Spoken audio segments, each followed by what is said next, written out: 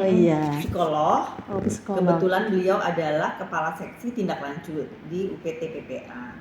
Jadi karena tadi mobil nanya ke saya tentang bullying, makanya saya ajak beliau. Karena untuk penanganan kan ada di mereka. Kalau masalah ini Bu, kalau begini kan Ibu Rensi ya. Kalau masalah yang terkait dengan mungkin kekerasan, sama aja, semua kekerasan, iya, baik itu fisik maupun psikis, iya, itu penanganannya ada di UPT PPA. UPT PPA itu adalah UPT dari Dinas P3A PPKD yang tugasnya adalah memberikan pelayanan terhadap korban kekerasan, baik itu kekerasan fisik maupun psikis.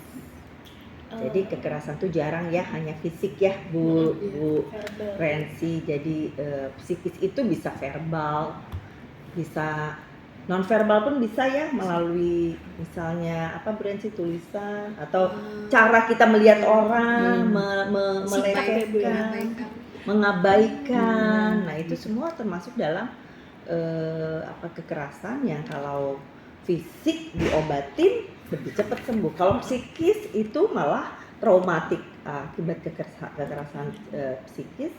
Itu pemulihannya tergantung dari masing-masing orang, bagaimana caranya bisa mengendalikan trauma yang dia alami itu. Dan lebih sering itu harus dilakukan pendampingannya oleh para psikolog. Sebuah perundungan atau kekerasan itu bisa ditindaklanjuti ketika korban sudah merasa keberatan atau baru sekali saja sudah bisa dilaporkan tindakannya, perhitungannya. Ya nanti dilengkapi sama Bu Rensi ya soal ininya. Jadi gini, biasanya kita baru tahu bahwa ada terjadi sesuatu kan setelah kita mendapatkan laporan ya. Kecuali pada saat terjadi itu terjadinya pada anak, lalu ada orang lain yang melihat, harusnya tanpa menunggu yang bersangkutan mengeluh. Kalau anak kan jarang tuh melaporkan. Seseorang itu harus melapor ya yang jadi saksi itu, karena kalau anak itu menjadi haknya untuk dilindungi. Makanya kalau anak ada yang disebut pemenuhan hak, ada yang disebut perlindungan. Berbeda dengan orang dewasa. Kalau orang dewasa dia melaporkan perempuan nih, karena kami kan lebih fokus ke perempuan ya. Perempuan, kecuali kalau anak laki perempuan kami menjadi perhatian kami, sebut anak 0 sampai 18 tahun ya. Itu pada saat dia melaporkan ya biasanya akan dilakukan assessment yang dilakukan oleh para psikolog ke korban, baru nanti akan dieksplor, mencari tahu penyebabnya apa. Karena kadang-kadang ada juga yang terjadi nih sebuah kasus, misalnya kasus seolah-olah seorang anak melawan terhadap gurunya misalnya.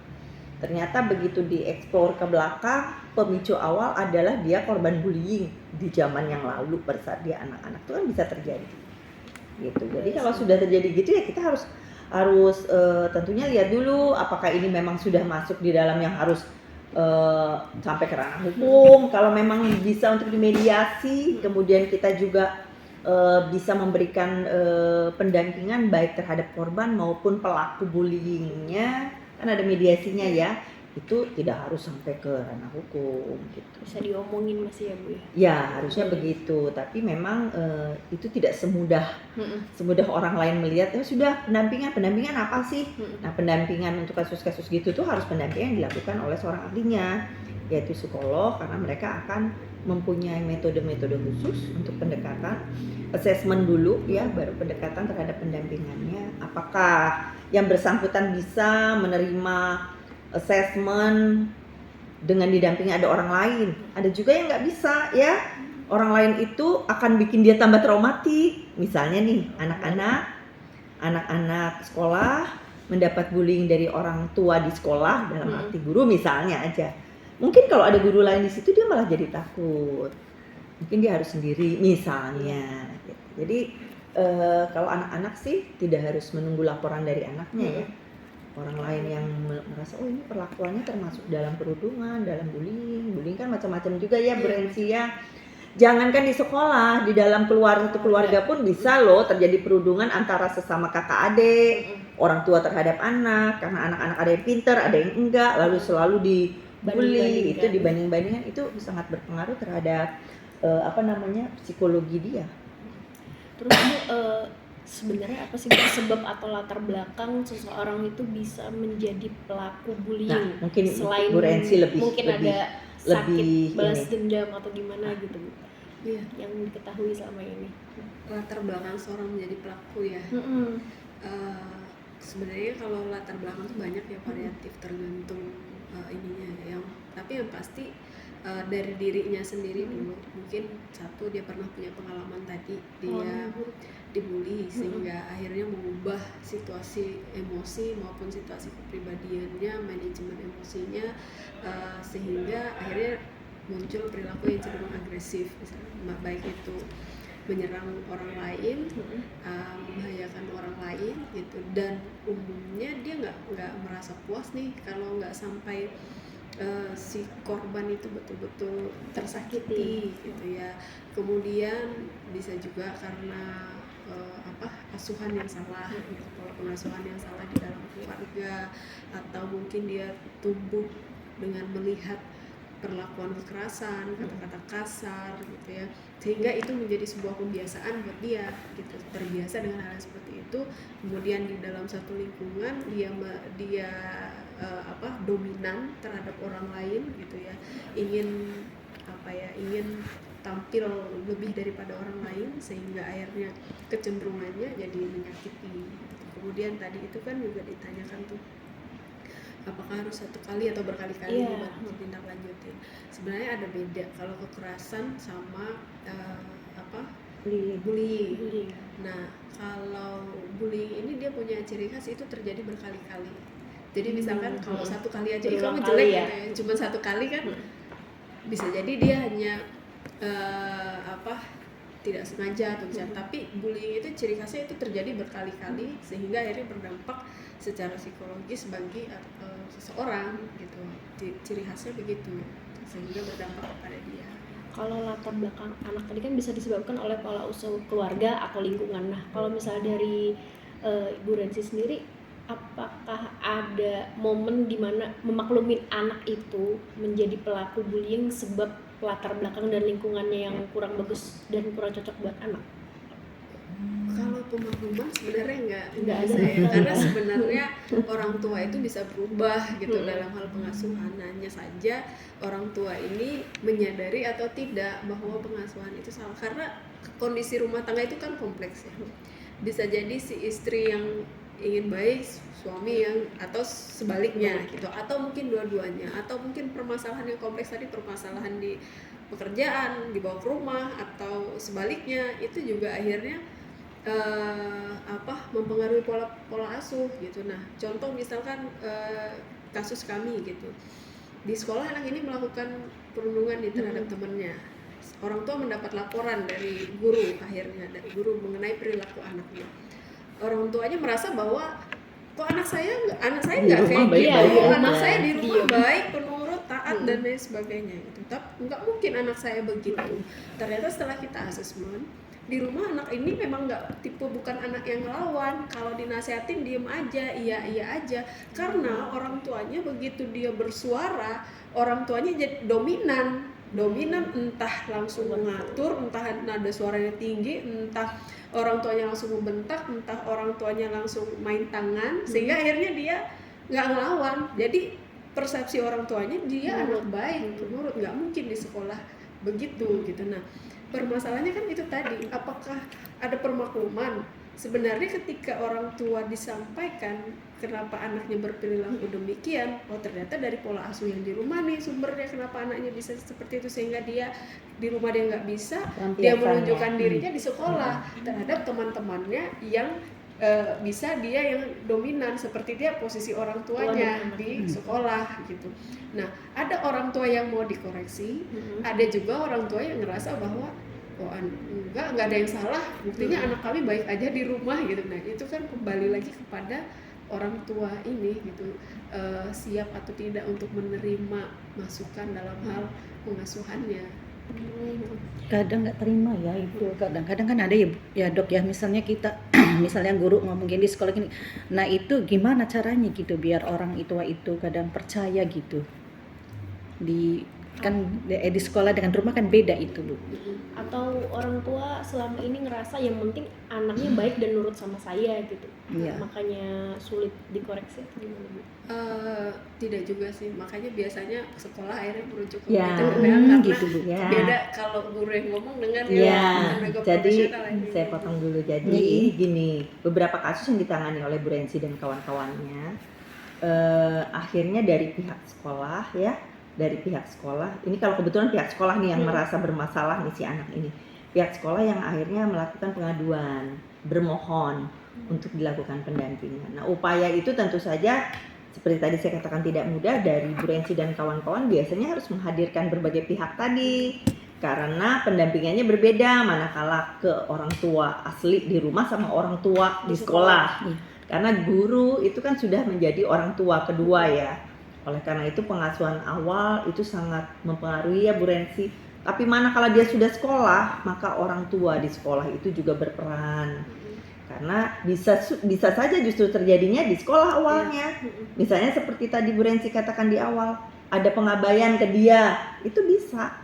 Maka yang dia lampiaskan bukan ke gurunya tapi ke temannya. Misalnya kan ada kesempatan, apalagi misalnya anaknya berbadan lebih besar. Iya. Atau dia anak siapa gitu yang mempunyai lebih, menurut dia lebih memiliki power. Nah, itu jadi biasanya begitu sudah yang pertanyaan tadi Ibu Rensi itu biasanya dan teman-temannya, karena Bu Rensi di sini kepala seksi tindak lanjut, dia punya staff, di situ ada psikolog lainnya yang mana mereka biasanya tim itu nanti akan melakukan assessment terhadap berbagai pihak tadi, terhadap anak itu, terhadap guru, terhadap orang tua, bahkan kami juga kerjasama dengan pihak Disdik. Kalau di Kalteng sini kami kerjasama juga dengan pihak Disdik, karena kalau sudah merujuk ke lembaga pendidikannya kami tidak punya wewenang apa-apa. Jadi biasanya akhirnya kami melalui Disdik juga punya pendekatan tersendiri. Dan kebetulan Disdik itu juga ada psikolog pendidikan ya, Bu Rensi ada psikolog pendidikan, tapi memang berbeda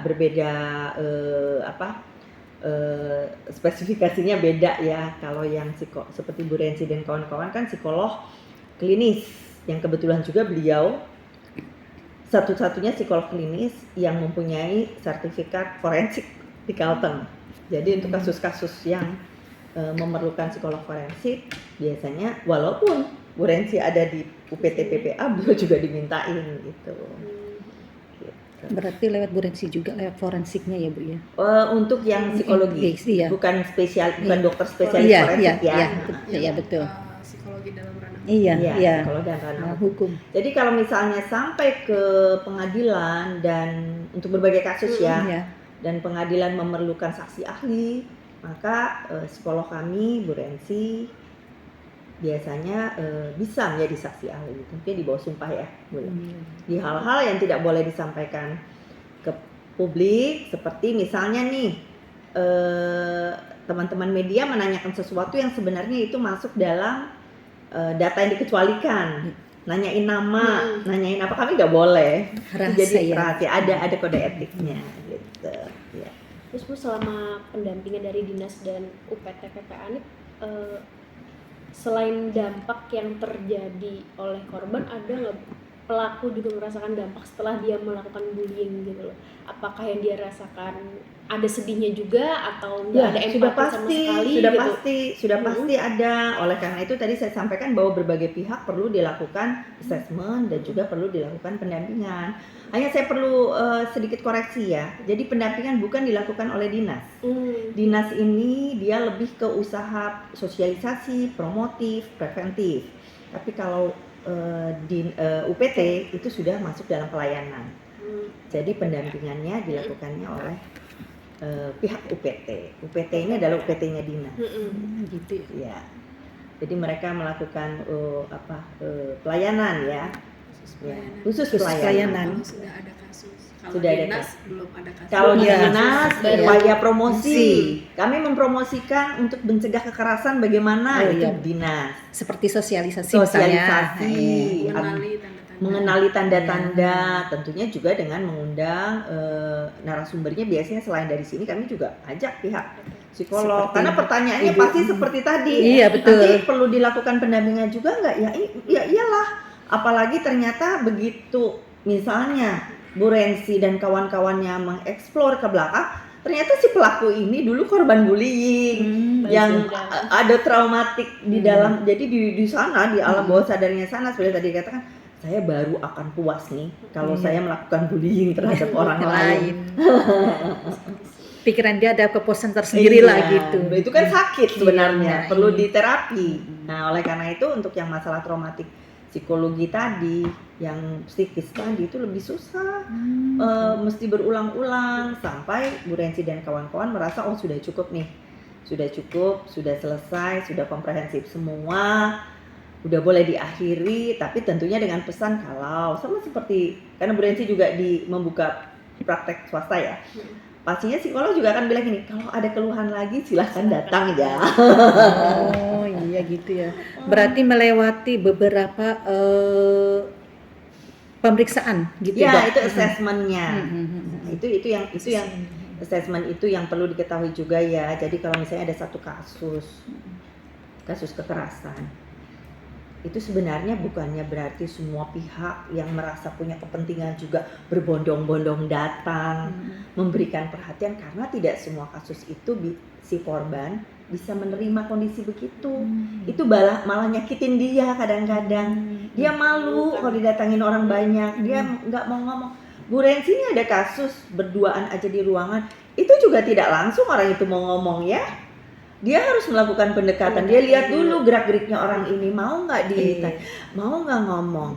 Ada satu kasus tuh karena di kabupaten sebenarnya punya UPT, jadi semua kabupaten wajib memiliki UPT.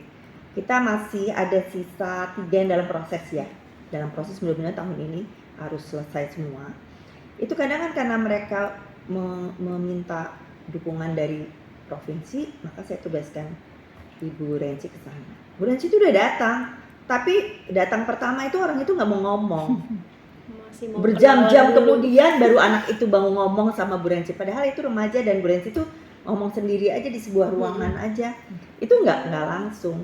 Orang begitu kadang-kadang juga selain ini juga curiga ya. Iya, Ada kecurigaannya trust gitu. issue. Iya. Gitu.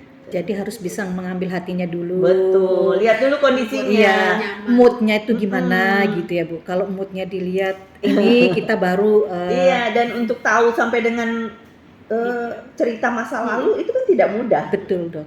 Dia harus percaya dulu Hmm. sama terapisnya. Dia mau ngomong, tapi teknik-teknik itu tentunya ada di seorang psikolog. Iya, yang punya Iya. taktiknya beliau.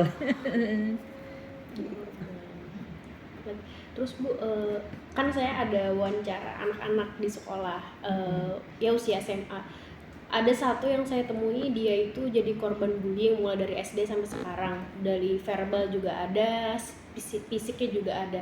Pun sampai sekarang saya saya tanya terakhir kemarin masih mendapatkan bullying verbal, walaupun sekarang dia sudah bisa nerima dan merasa bodoh amat. Nanti ketika puncaknya anak itu sudah tidak tahan lagi, apakah bahaya Bu buat korban bullying ini gitu? Kan dia menahan dalam hati kayak udahlah nggak apa, sabar aja gitu, diabaikan. Kan dia secara nggak langsung mengabaikan ya Bu, tapi bullying verbal dari teman-temannya ini nggak hilang, tetap terus ada. Ketika si anak mencoba buat negur, bercanda aja gitu. Jadi Ya. berlindung di balik candaan gitu. Ya, jadi gini, kadang-kadang cara seseorang menerima perlakuan orang lain kan berbeda-beda. Ya. Sama seperti cara seseorang mengelola stresnya itu juga berbeda-beda. Ada yang kemampuannya tinggi sekali, sudah ditekan berbagai pihak dia tetap enjoy aja. Tapi ada orang yang cuma disentil sedikit aja dia langsung stres. Saya pikir bahwa anak itu harusnya diajak untuk konsultasi, tidak dibiarkan. Karena ada 2 kemungkinan ya, apakah memang benar dia itu dibully oleh berbagai pihak, ataukah dirinya yang hipersensitif, merasa orang lain saya ini selalu dijelekin ya, saya ini selalu disalahin ya, sudah duluan gitu kan. Ada yang gitu, padahal itu semua akan mengurangi kemampuan dia berbagai hal ya, termasuk kecerdasan dia pun akan berkurang. Karena dia nggak bisa konsentrasi, dia bingung sama omongan orang saja, dia bingung sama orang ini ngelihat saya. Apa-apa dia jadi paranoid ya. Nah, paranoid itu juga sebenarnya salah satu dari gangguan kejiwaan.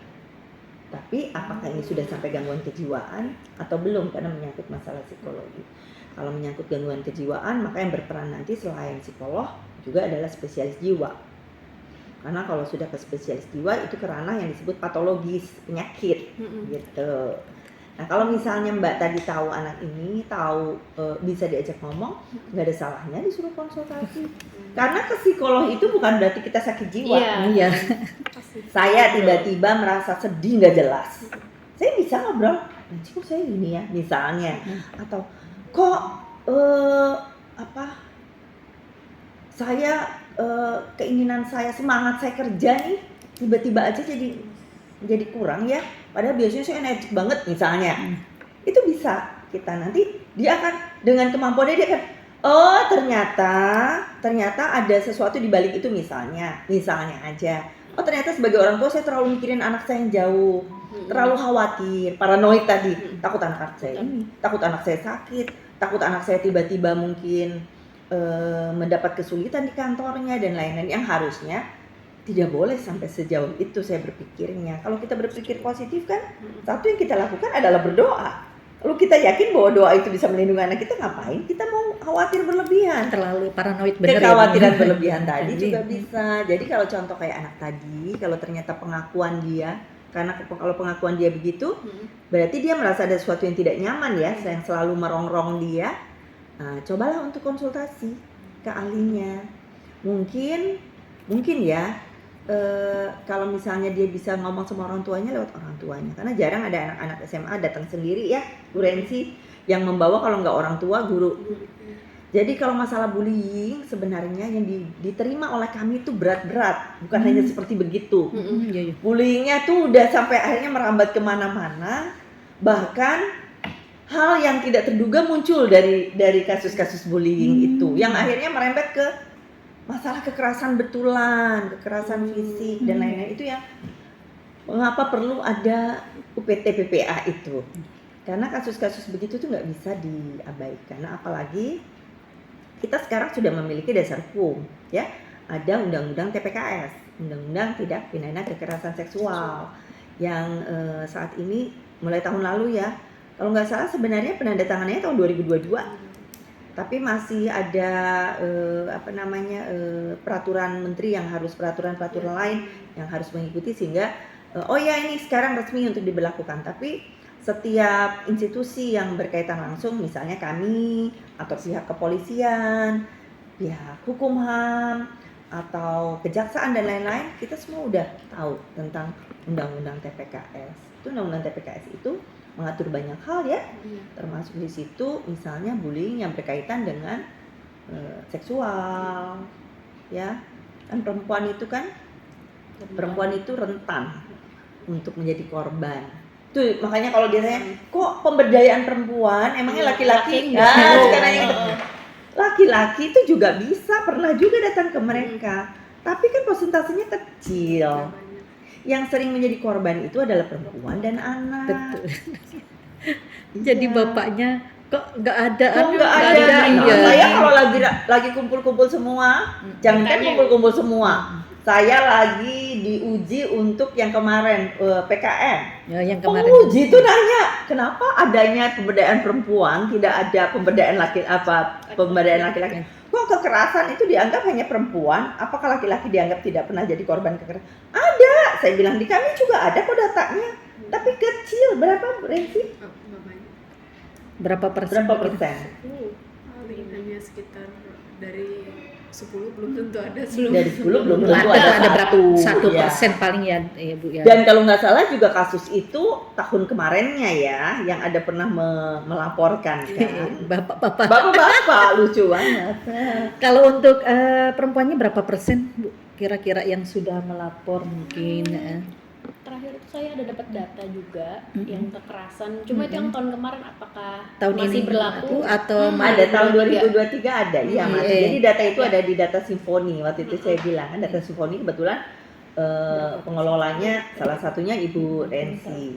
Ya, data itu. Jadi gini, orang pasti bertanya, Dinas Pemberdayaan Perempuan melakukan sosialisasi, melakukan advokasi, kenapa kasusnya tetap ada?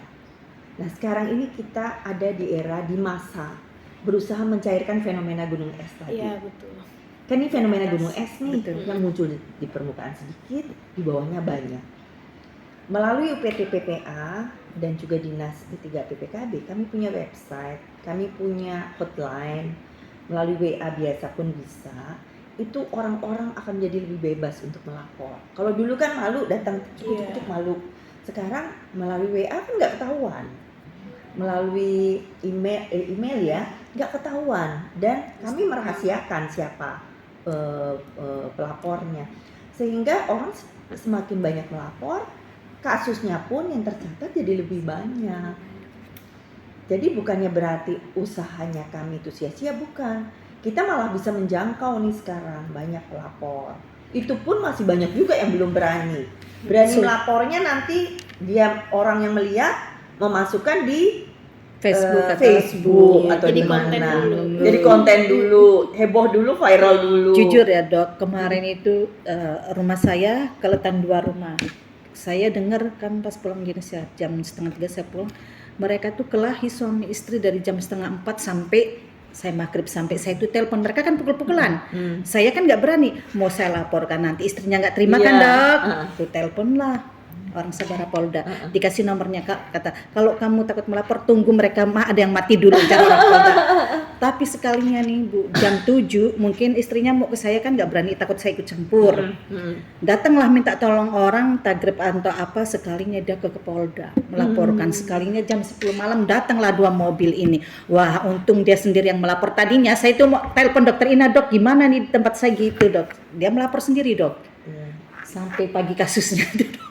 Itu tetangga saya itu sampai sini bengkak istrinya, bengkak biru sini. Jadi kalau udah kalau misalnya nanti takutnya ada pihak-pihak yang tersakiti dalam arti fisik dan lain-lain dan berbahaya untuk pelapor, mau melaporkan langsung ke Polda juga boleh. Di bagian Renakta itu bagian perempuan dan untuk perempuan dan anak.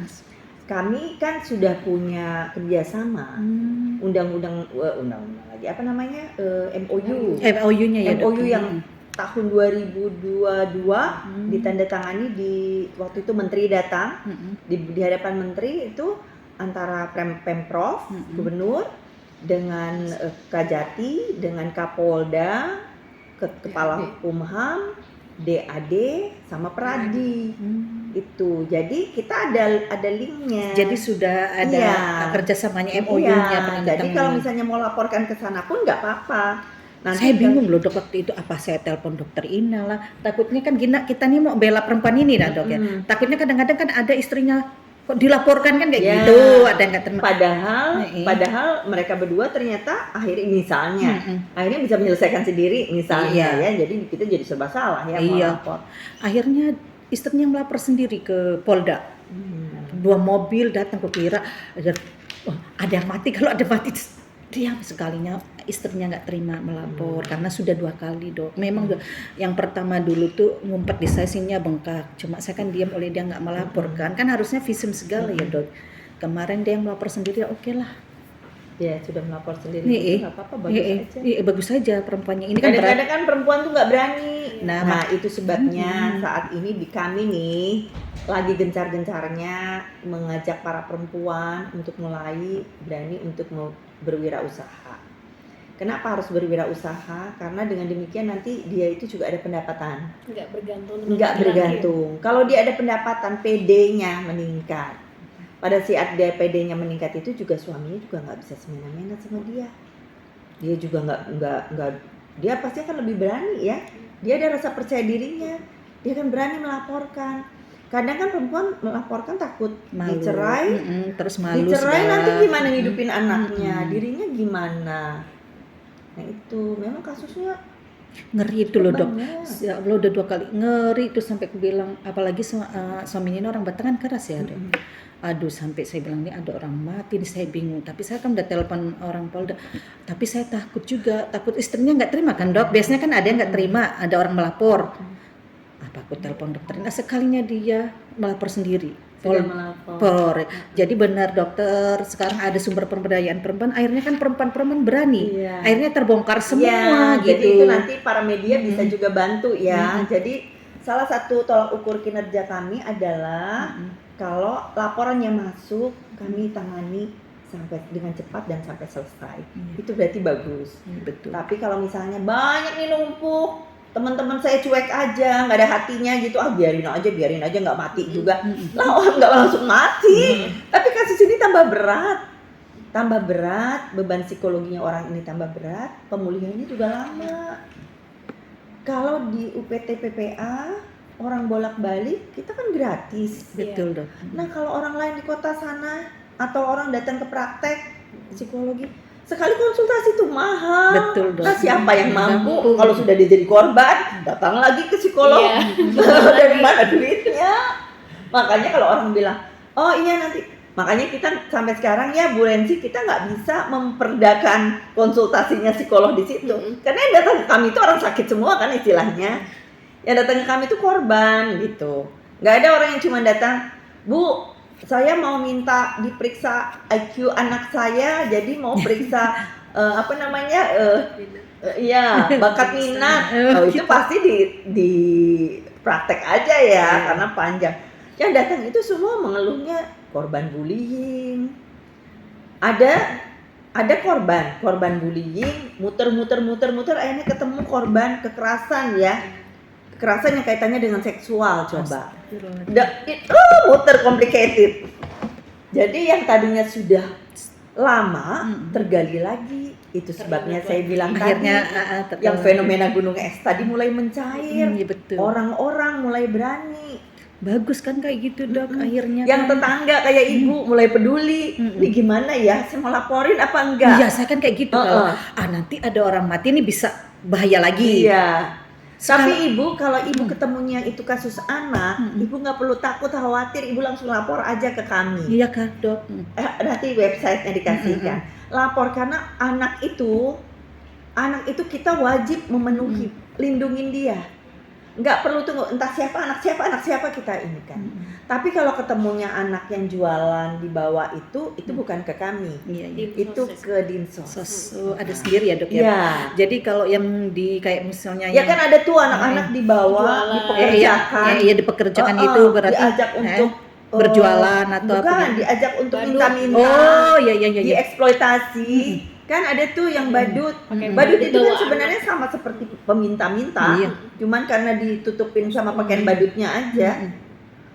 Dibawa anak, orang kasihan sama anaknya, bukan kasihan sama dia. Betul, diajak panas-panasan hujan kan itu dok. Dan belum tentu anaknya lagi. Iya. Jangan-jangan Berarti mereka itu ada. ke Dinsos. Dinsos. Kalau kekerasannya kayak gitu berarti ke Iya. dokter Ina.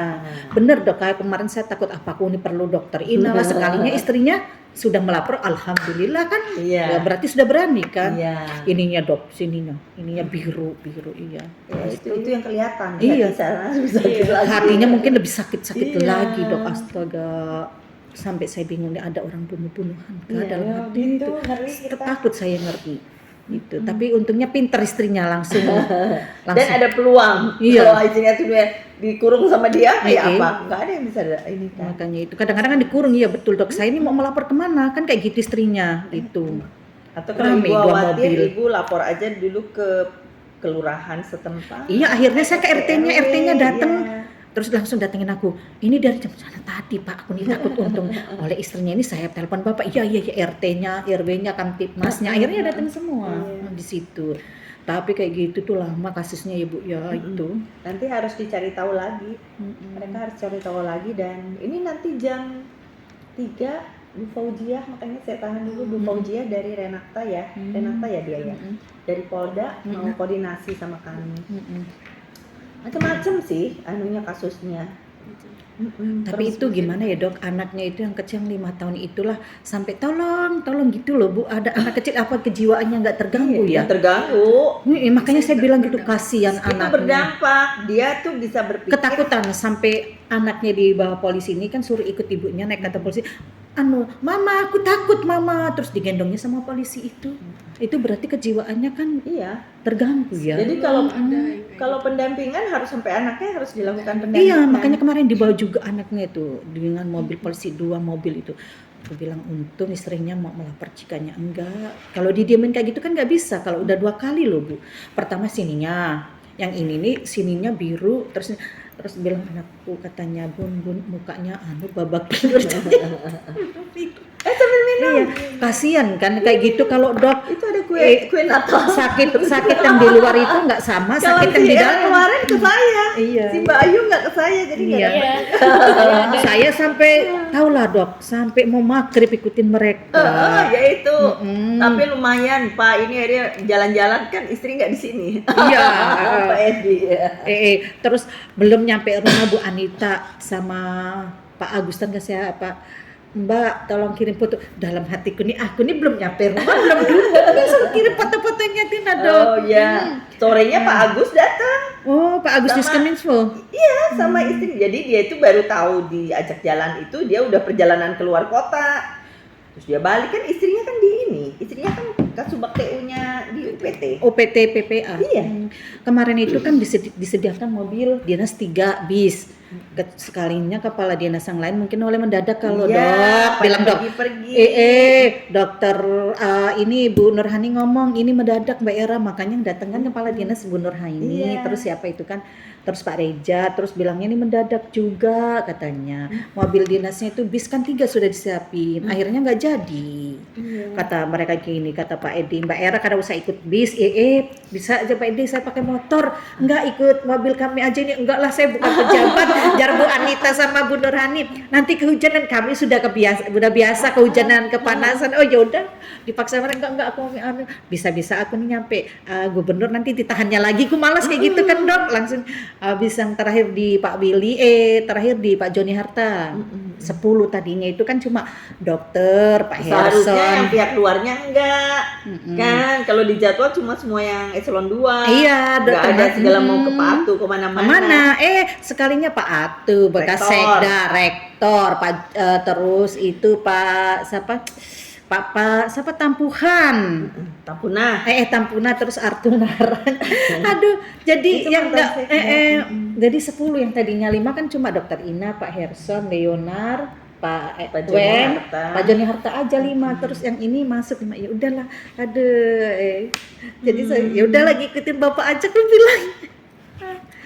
Ibu mau minta closing statement mungkin buat orang tua atau orang dewasa supaya bisa menciptakan lingkungan yang mungkin aman buat mereka dan buat anak-anaknya sendiri. Iya. Jadi pola asuh itu menjadi pola asuh ya di dalam keluarga itu sesuatu yang sangat penting. Karena anak-anak mendapatkan pendidikan awal itu dari orang tuanya. Jadi mulai dari dia kecil belum bisa ngomong, anak itu sudah diajarkan ya kasih sayang antara suami istri. Kalau misalnya ada orang tua yang lain dalam arti misalnya tante atau kakek nenek, nah semua itu harus menunjukkan kasih sayang tulus buat anaknya. Kemudian anak juga harus tetap diberikan kepercayaan untuk dia bisa juga nantinya bagaimana bersosialisasi dengan orang lain. Jadi kalau kita kemudian diberikan pujian juga kalau dia melakukan sesuatu yang menurut kita patut puji, nggak harus tunggu dia berprestasi. Berikan sopan santun yang baik itu misalnya melakukan ucapan terima kasih atau permohonan maaf kalau melakukan sesuatu tanpa sengaja yang salah.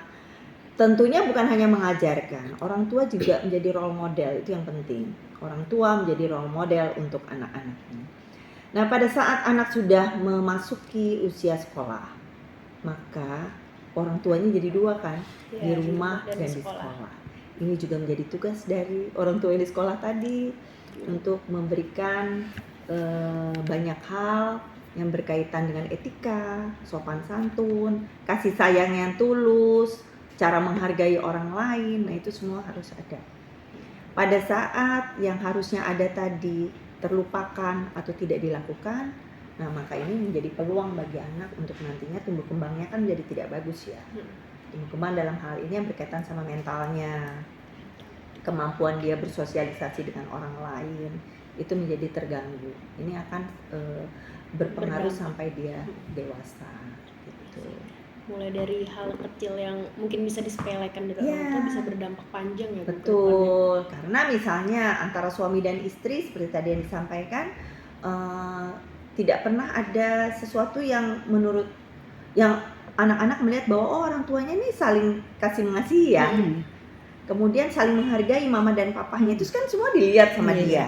Oh ini sosoknya yang benar, oh ini sosok ayah begini, oh ini sosok ibu yang begini, gitu dilihat oleh anak-anak. Kalau dari kecil juga dia sudah terbiasa misalnya melihat pelaku kekerasan seperti tadi, ini kan berdampak ya ke alam Bawah pikirnya. sadar. Secara Iya. tidak langsung dia sudah Ya, menanam. atau biasa mendengarkan ucapan kasar. Iya. Jadi akhirnya kan dia ingatnya, oh Iya. dulu mama papaku begini kan kayak gitu ya. Dok. Anak itu kalau kita katakan pinter, ya kita puji pinter, selain katanya ucapan itu adalah doa, itu juga membuat anak ini menjadi lebih percaya diri. Kalau masih kecil selalu disalahin, selalu dikatakan, dikeluarkan hal-hal yang tidak nyaman didengar oleh dia akan memperlakukan orang lain juga demikian. Karena melihat orang tuanya Iya. seperti itu ke Iya, dia. Secara dia tidak berpikir bahwa langsung. itu sesuatu yang Baik. benar, padahal belum tentu. Jadi karena anak kecil itu kan jadi seperti, walaupun susah ya kamu menulisnya itu, anak kecil itu pada saat dia usia mulai memahami sampai dengan usia kalau nggak salah 5 atau 6 tahun, itu ada ahli yang mengatakan apa yang dipikirkan anak itu seperti kalau kita meletakkan meja tabula rasa, itu dibilang lilin basah tapi dalam bentuk meja, lalu orang tua menuliskan pintar, baik, jujur, kasih sayang, semua yang dituliskan itu akan mengeraskan. Nah, itu yang melekat di pikiran anak-anak. Jadi kalau meja tabula rasa tadi ditulisi dengan culas, curang, bohong dan lain-lain, itu juga yang ada di dirinya. Dia mindsetnya Iya. langsung. Iya. Jadi meja tabula rasa tadi itu harus kita manfaatkan dengan baik karena itu akan terpatri di pikiran anaknya. Apalagi saat usia golden time anak-anak ya. Bu. Ya, betul. Kita nggak bisa ulang. Nggak bisa diulang, ada yang mungkin sama-sama berubah. Karena ya, Bu. itu nanti akan membentuk karakternya ya, Mm-mm. Bu Rensi. Itu akan membentuk karakternya. Jadi karakter itu susah kita merubahnya. Makanya pada saat seseorang masuk ke dunia kerja misalnya, atau di sebuah lingkungan, karakternya udah begitu, susah banget merubahnya. Susah ya. Pada Dok. saat dibilang, oke, Mm-mm. berapa hari kemudian balik lagi. Ada juga yang kayak ya inilah aku apa adanya gitu kan Bu. Padahal Kita belum dimaklumi. tentu sesuatu. Ya, Mm-mm. ada orang yang begitu keras kepala misalnya ya. Ya gimana? Saya emang begini. Lah, emang semua orang bisa memahami. Harusnya kan kita berada di kondisi yang normal, yang bisa diterima oleh semua orang. Karena semua orang juga ingin diperlakukan hal yang sama, bukan hanya dirinya aja dong yang dimaklumi Pengen orang lalu dia nggak mau maklumin orang. Contohnya kayak anak saya ingat loh Dok, waktu dia TK kan, nol kecil atau nol besar tuh di sekolah. Sekolahnya di lampu merah sini. Dok. Suka bener lihat polisi, suka bener lihat karate. Sekalinya sekarang kesampaian karate. Terus gini bilang, kamu mau jadi apa? Polisi. Kalau ditanya lagi, polisi. Sampai sekarang juga pokoknya aku mau jadi polisi karate. Itu sekalinya dibawa sampai sekarang inget dia loh Dok. Sampai dia ikut karate cup kemarin juara 2, bilang biar kesampaian. Aku bilang pinter ya Dek lah, mudah-mudahan kamu jadi polisi. Ya amin gitu. Itu loh, dari kecil itu memang bener kata dokter tuh, usia 5-6 itu dia inget terus loh Dok. Anak saya yang bonus itu inget sampai sekarang. Jadi polisi, kalau ditanya jadi polisi bilangnya. Karate dia kan suka pakai baju putih-putih, yang lihat orang karate kesampaian. Alhamdulillah, mudah-mudahan cita-citanya kalau Dok. Iya. Bener dokter Ina, bener Bu Rensi, dia itu kalau anak dari kecil memang begitu ya Dok ya. Sampai besar pun dia mindsetnya, makanya omongan orang tua dijaga karena apa? Anak-anak itu cepet loh. Daya ingatnya itu cepet. Dok, sampai ini nggak bisa dihilangin gitu loh. Biasanya ya itu melekat ya. Ini melekat ya seperti anak Itu- saya. Itu juga misalnya sesuatu yang ke arah positif, ada punya keinginan, itu selama keinginan itu bagus ya, kesempatan untuk orang tua mendorong untuk mewujudkan Iya, cita-citanya. saya gitu aja. Iya. Kenapa Dik kamu nggak yang lain aja? nggak mau. Saya jujur, dok, saya itu kan kenal dokter yang Takudung segala. Saya ini asli orang rumah sakit Doris, dok. Oh iya. Tanya Kak Katarina, 15 tahun saya di IGD. Makanya saya dulu waktu zamannya dokter yang Takudung kan TKS ya, dia yang mengajukan PLUD, makanya itu ingat dulu sering keliling-keliling. Almarhum bapak tuh nah, dok. Di situ. Dan Bu Rensi, jam pelayanan di UPT ini dari hari Senin sampai hari Sabtu sampai atau hari Jumat? Jumat. Sampai hari Jumat. Senin sampai Jumat. Tapi untuk website dan lain-lain tetap bisa dihubungi. Tetap bisa dihubungi. Website itu bisa melapor atau bisa booking jadwal juga kedatangan sebelum ke UPT? Daftar kayak gitu. Melapor. Melapor. Jadi itu untuk pengaduan. Pengaduan. Tapi nanti dapat jawaban. Nanti Oh, langsung dapat jawaban di Dapat websitenya jawaban. itu ya. nanti bisa petugas yang datang atau dia yang datang. Hmm, Karena kan tergantung. kadang ada korban yang dia Di enggan rumahnya. untuk datang kan. Mm-mm. Mungkin malu, petugas yang bisa akan malu juga datang. ya, Yang penting Dok. dia kasih alamatnya, nomor HP bisa dihubungi, nanti petugas bisa. Langsung di websitenya ini ya. Di website bisa, WA bisa. DM Instagram bisa. Oh iyalah. Cuman kalau Instagram kan dibaca orang. Iya, Iya. dibaca orang Kecuali banyak. DM ya, Iya. nggak apa-apa. Tapi bisa lewat Website kok. WhatsApp. Kan pribadi ini nggak ada orang tahu kalau IG bener dokter Ina tuh dilihat orang banyak. Dok, saya minum ya. Silakan Mbak Ayu. Nanti gini ya, karena pernyataan kami kan panjang lebar. Iya, ambil Kalau Mbak intinya. Ayu nanti udah ambil intinya, kirimkan ke Mbak Rensi. Biar Kalau ada yang perlu dikoreksi. kami koreksi. Ya, kirimnya ke Mbak Rensi aja. Kayak saya dulu pernah bikin punya dokter Iya. Ina kan dok ini Saya sudah- koreksi. dokter Ina udah pas belum? Oh ya udah pas gitu. Karena apa yang kita sampaikan, apalagi dalam kondisi begini kan supaya masyarakat juga tahu ya, Iya betul. itu jangan sampai salah persepsi. Iya betul. Apa yang sudah disampaikan, kalau tersampaikan dengan baik itu bagus banget. Bagus banget. Media iya. memang menjadi mitra kita. Kita maunya juga begitu kan.